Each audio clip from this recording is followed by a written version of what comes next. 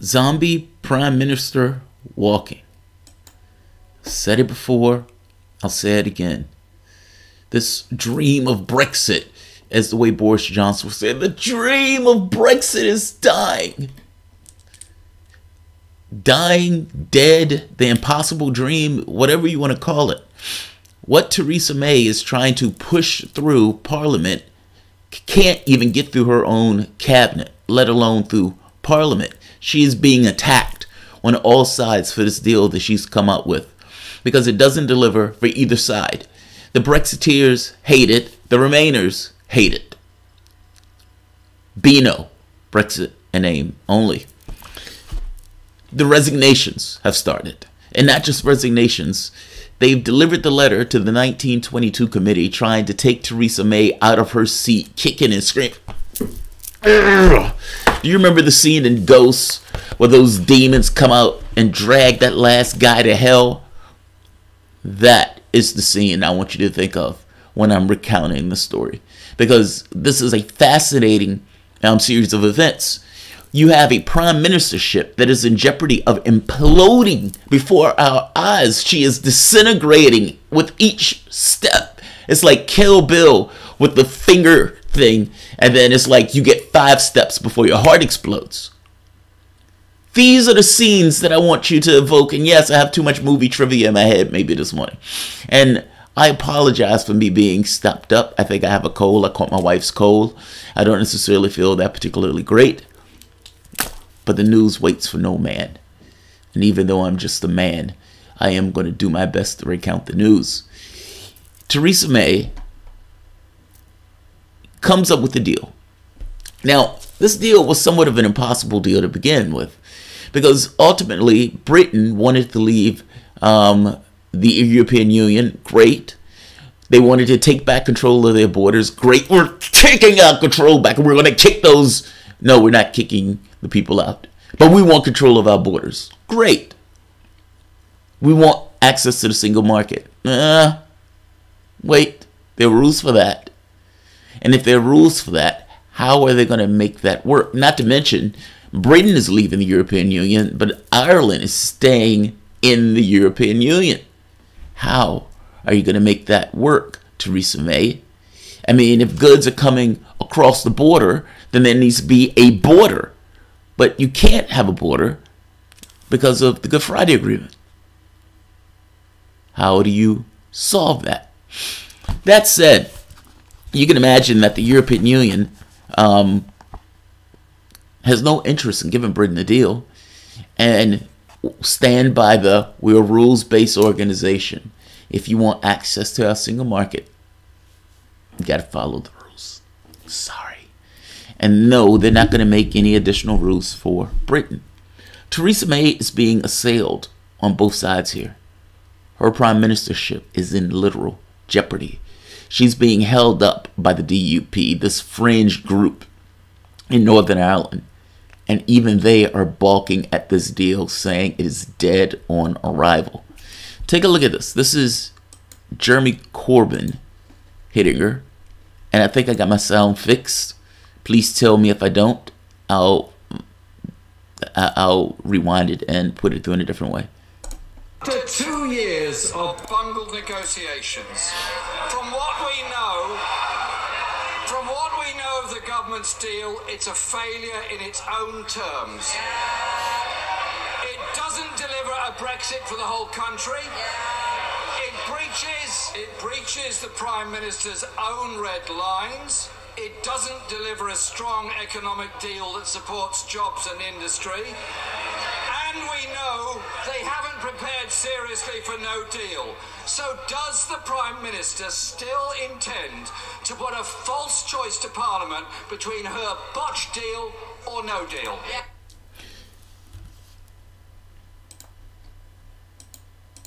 Alright, I hope that worked. I've been having trouble with the audio on this, but I think that should have came through. Oh, thank you, Peter version 1. Also, by the way, that's not YouTube's fault, Peter version 1. That was my fault. I killed the video and then restarted the video. Wesley Walker, shout out. Thank you very much, man. I appreciate it. So that's Jeremy Corbyn and Theresa May. Peter Version 1 also, thank you very much. And Hit Flicks, thank you very much for giving me a heads up with the sound. So that's Theresa May hitting her. Now, I'm Jeremy Corbyn hitting her. And she's been hit by her own party. Her own party is trying to get rid of her. Jacob Rees-Mogg, he's a smug SOB, the guy with the monocle. I always consider him with a monocle. But he is a leader of the European group of skeptics, the Eurosceptics.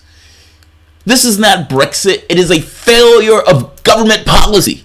It needs to be rejected, he said on the steps of Parliament. He's on the steps of Parliament making this Brexiteer speech. He added that the leadership contest should be completed not in months, but in weeks. They want her out in weeks. After months of wrangling with both Brexit, I'll show you what I'm looking at. After months of wrangling with both Brussels and Eurosceptic, Mrs. May managed to secure support for her deal for her cabinet after 5 fractious hours on Wednesday. Now, these were pressure sessions in which, in some cases, Theresa May was talking to people one-on-one, and you can imagine how this went. You need to accept my deal. You need to accept my deal. She got their agreement, but only for like a day, because immediately after that, the cracks started to show. On Thursday, Brexiteers argued that she was given too much sovereignty over to Brussels. Dominic Raab quit as cabinet secretary or cabinet minister in charge of Brexit, saying in a letter that he could not support an arrangement where the European Union holds a veto over our ability to exit. And he's right about that. And let's go to this part. His resignation was quickly followed by that of Work and Pensions Secretary Esther McVey. The deal you put before the cabinet ministers yesterday does not honor the result of the referendum, the Brexiteer minister told the Prime Minister. The ministerial resignations, which make it clear, or which make it less likely that Theresa May can get the plans agreed with Brussels through Parliament. Now, this is Financial Times, so they care about this pound. My wife is going to care about this because the pound has tanked. Went from 1.6 cents to 1.27 cents, so that should be great against the dollar when she goes next week. Brexiteers argued that this deal with the European Union threatens the integrity of the UK by setting out different regulatory regimes for Northern Ireland and the rest of the country, as well as giving Brussels extraordinary powers over Britain. Now, the backstop. Here's another one. UK Customs Union, which would maintain the European Union's rules and could prevent the UK from entering trade deals with other countries while proving impossible for Britain to exit without Brussels' approval. Another flashpoint in the 585-page treaty is a section that would allow Britain and the European Union to extend the transition period, a de facto extension of membership after it expires in 2020. The backstop boils down to, we're leaving. Great. But we need to solve this issue in Northern Ireland. Great. What's the answer to Northern Ireland? We have no idea. But we'll solve it during the transition period. Great. But what happens if we don't solve it during the transition period? Let's have a backstop. And with this backstop, it would be, just in case we can't figure this out, this will be our fallback position. Great. How long does this backstop last? Now, Brussels will say, well, it's a backstop. A backstop is indefinite. It's till you figure the problem out. Now, the Brexiteers will make the argument, well, does that mean that we can be in that backstop forever? And do we have the capacity to pull ourselves out of that? Brussels will say, no. You, in and of yourself, do not have the ability to do that. Now, they came up with a board filled with people from the European Union and filled with people from Britain, with an independent party also associated with it.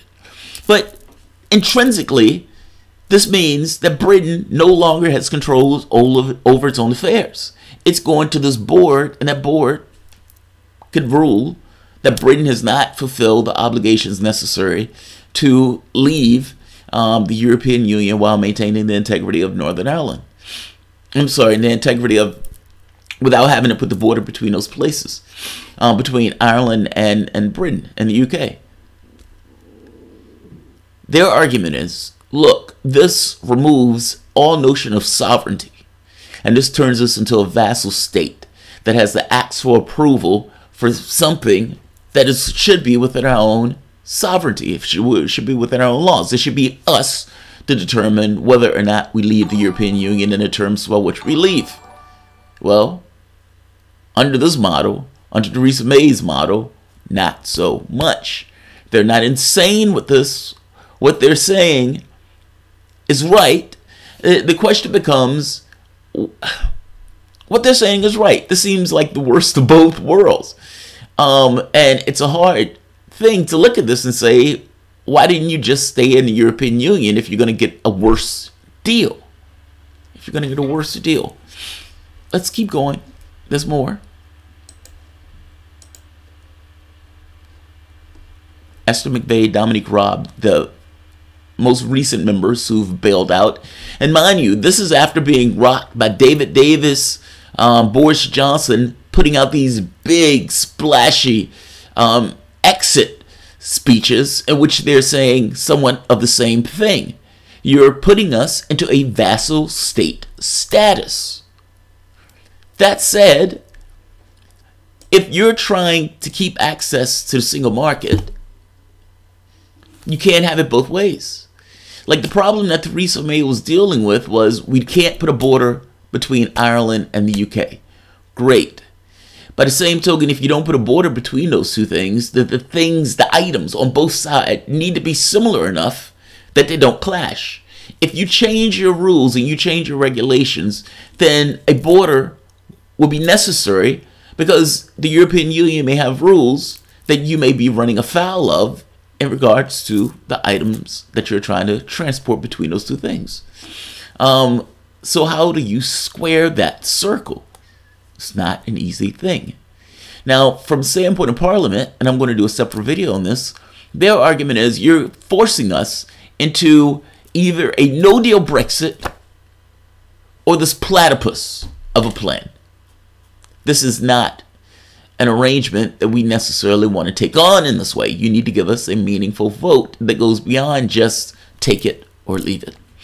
So that's what's taking place right now in the UK. These are fascinating developments, to say the least. These are fascinating developments. Let's see, who's here? Thatcher in the rye. God, I don't know if everyone knows who Thatcher is. The Windrush generation doesn't send us their best. They're rapists. They're murderers. And some, I assume, are good people. We're going to build a wall, and Ireland's going to pay for it. Thatcher in the rye. God, that's awesome. Let me read that again. The Windrush generation doesn't send us their best. They're rapists and they're murderers. And some, I assume, are good people. We're going to build that wall, and Ireland's going to pay for it. Thatcher in the rye. Theresa May. Theresa May. And Balthazar earlier. I was disappointed with the lack of time constraint in the chat. Taking over the party is fine if it can be done in 2 to 4 years. If it takes 20 years to seize the center of power, we're fucked. Ocasio-Cortez rocks, but she's not dictating the party line. Agreed. Agreed. With the time constraint, with the lack of time constraint in the chat. I think you mean the time constraint in the chat. No, I feel you. I'm going to try to expand it, Balthazar. My issue has more to do with the amount of gigs. This thing has been a pain in the ass. I'm dramatically hoping that Poland is better. So, fair enough. Fair enough. Let's see. Who's here? What's happening? Trudy? Jamal look like he's very tired or high. Tired, yes. High, no. We did find a weed spot here. There are pot clubs. There are marijuana clubs. It's like a lounge. You go in, You give them your ID, passport, and all that good stuff. I may do a video on it. And you just chill. It's like an office space. They're playing Marvin Gaye. And for the time, I think we stayed there for like an hour. They were playing Marvin Gaye mixtape. Which, if you were buzzed, oh God, that is... You soak into that, man. Like, you sit there and it's just... Oh, it's awesome. I love me some Marvin Gaye. When I went to Vegas. The first time I went to Vegas, I went for a chess tournament. And I had never been on an airplane. And I just kind of said, I told my mom that day, I was like, look, I'm leaving. I'm going to take a plane to Vegas. Now, she thought I was bullshitting. I said, no, I'm taking a plane to Vegas. And I don't know how I got the money for this, but I ended up getting a flight, going to Vegas for the first time. And when I walked into the hotel room, it was a casino and a hotel, you know how Vegas is. And the band, a live band was playing Marvin Gaye, Got to Give It Up.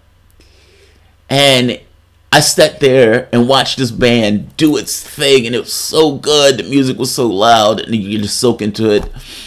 So I always, it's like when I walked into that lounge, it was like it was cosmic. It's like a synchronicity.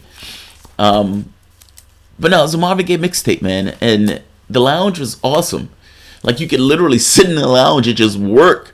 People had their laptops out doing their thing. You could use any of the devices, vaporizer, bongs, pipes, for free. You buy your pot.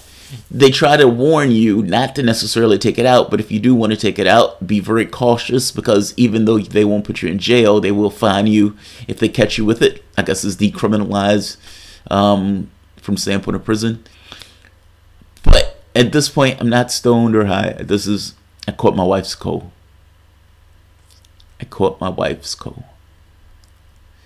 I was talking about the lack of time constant. Oh, I see. I'm sorry. Maybe that needs to be a conversation in and of itself, Beltazar. In fact, let's do a video on that by itself. Having a conversation about this idea of taking over the party and the time constraint that you have with taking over the party, seeing as the pressure of reality is setting in with this global warming and climate change and all this other stuff. So fair enough. Let's have that conversation. Let's have that combo in another video. Yeah, but I feel like hell, if I'm being honest. But that's all right. The news. Queen's Gambit accepted or denied. I accept the Queen's Gambit personally. No, nobody else is gonna know what the hell I'm talking about, Joe Howard. But fuck it, we'll go into it. Queen's Gambit accepted with a pawn push to c5 in order to bring the bishop out. I prefer my bishops to be active, and I prefer an open game. And if you're gonna accept it, accept it. If the guy's gonna offer you a pawn, take it. You don't necessarily go with the idea that you can hold on to the pawn, but you do go with the idea that you try to make him prove what he can do is legit. Same thing with King's Gambit. With King's Gambit, I do the Falkbearer counter gambit. People are like, what the fuck is he talking about? Yes, the Falkbearer counter gambit. Jamal, did you ever... Yes, Trudy, I looked up that Rolling Stones article. I think I know what you're talking about, even though I think you're a little bit off on this. The video with your wife stream was the best content. I'm going to tell her that. She thinks that already. So Trudy, I did look at that. So what I think is taking place is, I think Sanders is talking about a transition period. Meaning, if you're implementing Medicare for all, it's not an overnight thing. It's not legislation passed and tomorrow you have Medicare for all. There's a transition period at which the age is lowered.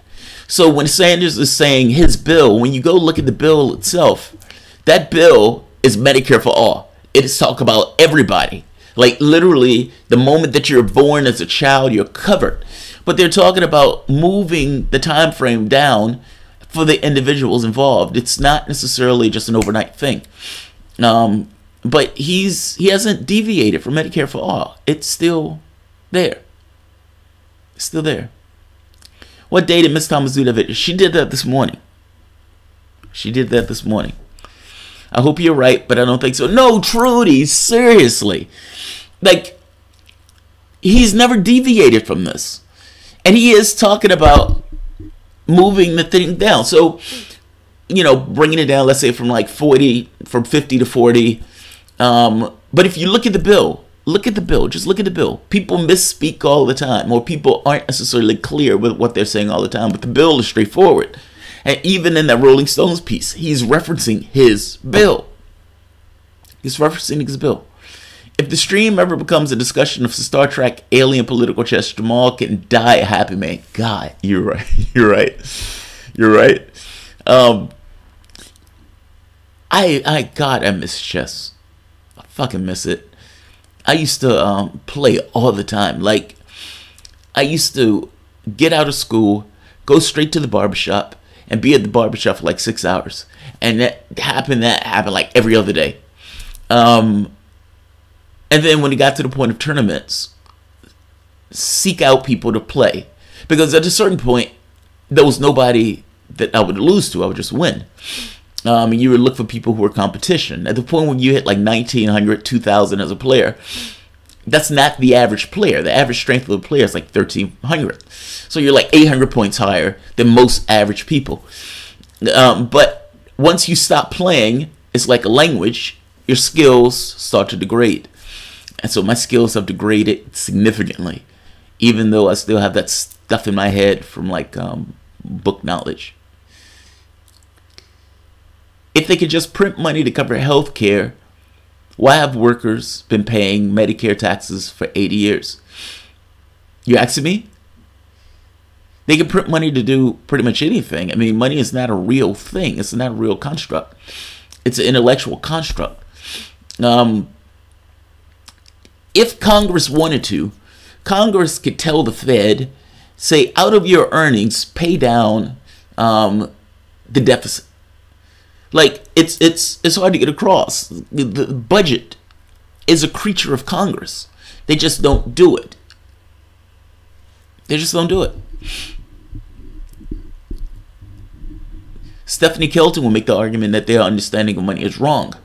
When Richard Nixon decoupled the money supply, made it a fiat currency, this idea of a gold standard, the politics of it, the thinking of it never changed, even though something had fundamentally shifted at that point. My argument would be, the moment that you make it fiat currency, you have implicitly agreed that it's not real. It's something that you're making up. It's just a mental construct. It's just paper. You're associating it with a conceptual thing. And all of these people agree that this particular thing has value. It's nonsense. Tulips used to be agreed upon. Rocks. All of those things. Your society needs to come to a particular point where it says, we're going to cover each and every person. We're going to figure out how we do it.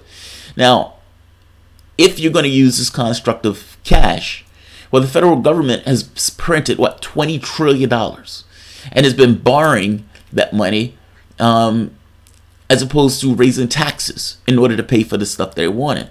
But in the same way that it's borrowing the money and all this other stuff now, or just printing money, it could do the same thing for healthcare. It doesn't have to be this way. I would argue that you shouldn't. I don't know. My ideas about this stuff is kind of out there. This cash. I want a cashless society. I think your society is held up by cash, not necessarily liberated by it. Think of all the public works projects that you want to do. I want to have a hyperloop going from point A to point B. What if you want to say, you know what, air travel is too expensive or air travel is too dangerous. Let's build a train going all across the ocean. But the question becomes, how do you pay for that? Well, you have the resources to do it. You have the technical acumen to do it. Your issue becomes the issue of cash. And then you need, the catch is to find a way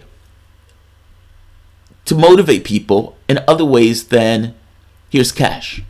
Now, the catch is you can't do that if people have physical needs. So the catch will be, All right, how do we get rid of people's needs? How do we get it to a point where people have access to the things that they need, where the motivating factor is not whether or not they're going to starve to death, whether or not their kid can go to school, whether or not they're going to be able to get health care. The moment that you remove those needs from the individual is liberated. Money in this case is not freedom. It's a chain. It's a chain around our goddamn throats. It's a chain around our throats. What somebody say? If you give me all I need, you can get all you want. I give you all you need if you give me my basic, if you give me my needs. That said, under our current model, you still can afford it. You can't spend $1 trillion on war and afford health care. You can't build useless armaments. You can't have these arms race and this arms race in space and all this other nonsense while simultaneously attending to your own needs at home. I mean, think about it. You're $2-3 trillion in debt. We're paying that back. That's assuming that we can pay that back. You have roads are crumbling. You have people who are drinking fucking water laced with lead. What does that do to a society? What does that do to a country where people in various parts are drinking lead? Personally, I think that's what's wrong with the Republican Party now. They're drinking lead water. That's wrong. That's funny. And Hillary supporters are drinking lead water. Just saying.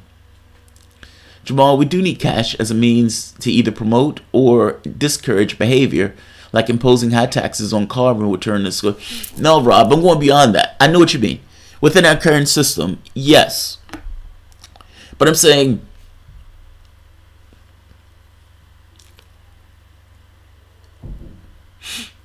I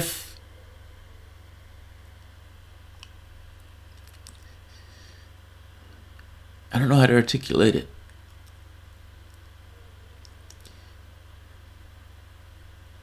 You're born into a society that has always used cash. Your society. I'm not talking about prior societies. Prior societies didn't necessarily use cash. You've had societies that were more egalitarian in the way that they went about their affairs. But let's stick with our society for the moment. From the moment that you were born and probably to the moment that you drop dead, there's cash being used in a society. Your mindset, and I'm talking about all of ours, have a hard time processing what it looks like to live in a society where it's cashless. Now, the catch to that society becomes people would have to have their needs met in order for that society to work. Meaning, the person would have to have clothes. The person would have to be able to have access to clean water, fresh air. But the catch is, in our society, cash becomes somewhat of a bad behavior type thing. Ultimately, from one individual to the next, you're always chipping away at somebody else to get your own needs. And you have this thing of corruption and crime. But these things are oftentimes to get more ends. As human beings, there could be other incentive factors. It doesn't necessarily have to be cash. It's just that this is all that we know. And because this is all that we know, this is how we persist. And I guess I'm saying, in our current system, yes, taxes and all this other stuff are used to either disincentivize or to incentivize. So, fair point. But I'm thinking, in a sense, a little bit beyond this, into this kind of cashless system.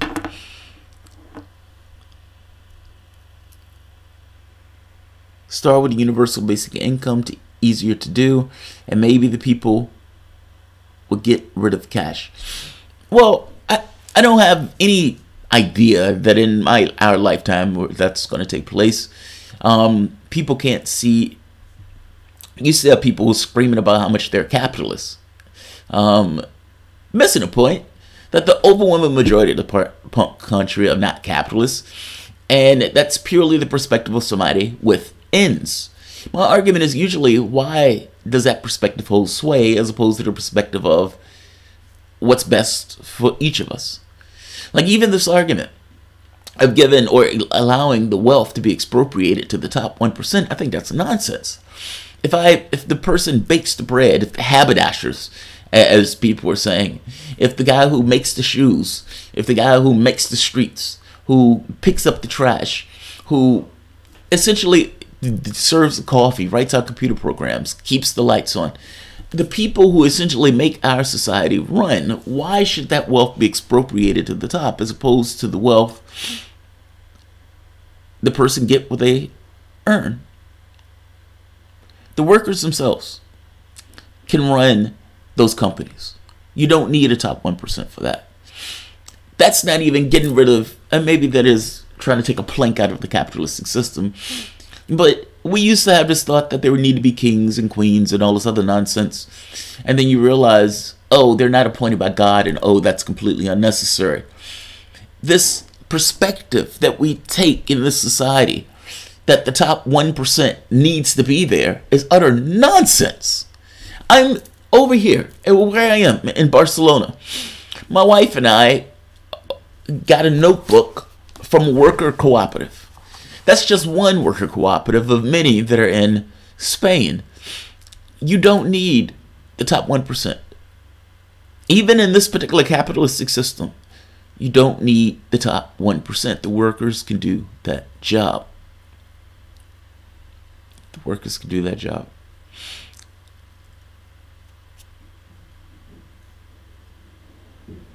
Yes. Rob, Illinois, I understand what you're saying, but we have to have an understanding of what money is, an articulated transition plan to a cashless society. Yes, agreed. That's a tall order with a country econ illiterates. Yes, Rob, I agree with you. I agree with you. That's why I shouldn't have even brought it up. The moment that I said it, the moment I was like, oh, fuck, you shouldn't have said that. You're going to go into a weird space. Ken County provisional ballots page, error, file not found. I don't know what Kern County is, Trudy, unless I missed something. Or they'll all burn bums smoking opium until the Canadians invade and take everything. What? If cash were not a deciding factor, people might take anything of themselves. Artists, scientists, etc. will be free of shackles. Yes. Yes. I mean, think about it for the moment. Everything in your society is held up by this idea of a 1%. That anything that you want done is held to the whims of somebody else getting rich. Why do you want to be held by those strictures? I mean, when they make their argument, the argument is framed in this idea of freedom and individualism. It's not freedom at all. You're talking about chains of people who are working for that guy. That's one guy who's screaming about freedom and individualism, whereas his workers are stuck in servitude. Call it what it is. It's not freedom at all. It's not freedom at all. I'm with you, Jamal. I want to make the rich irrelevant. Yes, I want to make them extinct. That's where I'm at. I want them to be extinct. They're unnecessary. All of this wealth. Jeff Bezos has $150 billion. That's resources. Even if you keep the capitalistic system, those are resources that could be used for the society itself that are not. That instead are sitting in somebody's bank account in this kind of nebulous area, not being used. At least not being used for the good of humanity. That's not even getting into the trillions of dollars that's sitting offshore somewhere that's going untaxed. Yes, I want to make them extinct. I want to use that money for the betterment of society. That's what I want. That's what I want. A good start will be worker co-ops. Eliminate rich from the process. Essentially allow the workers themselves to create, to run the business for themselves. Full stop. And James Cook, not Peter Joseph. Yeah, Peter Joseph, but I'm talking about Jack Fresco. Let's call it what it is, Jack Fresco. I like Peter, but the idea originated with Jack Fresco. Until then, I'll take the worker co-ops. Yes. Because the worker co-ops, even though it doesn't necessarily get rid of the capitalistic system, it takes a plank out of it. So instead of having this thing where one person gets all of this wealth expropriated to the top, you have a system where the workers themselves owns the means of productions. Salaries are higher, jobs not being exported, and this idea of having a top 1% goes away. Worker co-ops. Worker co-ops. It's a start. All right, guys, I'm going to end this because I have additional videos that I need to do. Peter version 1, thank you, man. I really do appreciate it. And Wesley Walker, dude, I so appreciate your help in the channel, man. And so Baltazar also. Yeah, guys, thank you. You guys help make this channel run, honestly. Especially when I'm feeling crummy today. But nevertheless, the news needs to continue. So I'll see you guys in like 2 or 3 minutes, because there's another story that's associated with this story that also needs to talk about going on in the UK. Thanks all. If you enjoy the content, please feel free to share, like, subscribe, and you can always support PayPal or Patreon. Thanks all.